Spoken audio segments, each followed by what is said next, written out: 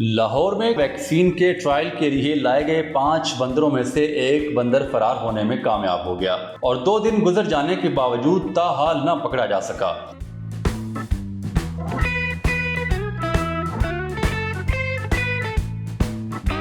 University of veterinary and animal sciences के institute of microbiology के सरबराह doctor Tahir याकूब ने बताया कि बुध के रोज बहावलपुर के चिड़ियाघर से कुल 5 बंदर कोरोना वैक्सीन के ट्रायल के लिए लाए गए थे और उनको यूनिवर्सिटी के अंदर ट्रांसपोर्ट किया जा रहा था, जिसके दौरान एक बंदर ने यूनिवर्सिटी इंतजामिया की दौड़ें लगवा दी।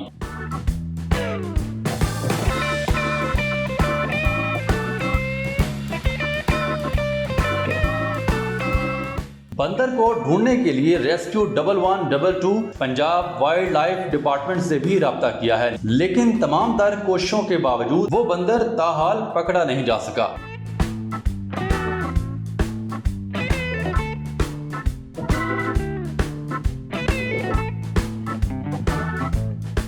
इलाके के बहुत से लोगों ने इस बंदर को घरों की छतों पर से छलांगे लगाते एक जगह से दूसरी जगह जाते देखा है। सुन्नत नगर के स्पोर्ट्स कॉम्प्लेक्स और कृष्ण नगर के बाबा ग्राउंड में देखा गया, लेकिन इसके बाद इस बंदर का कुछ अता पता नहीं कि वो कहां है।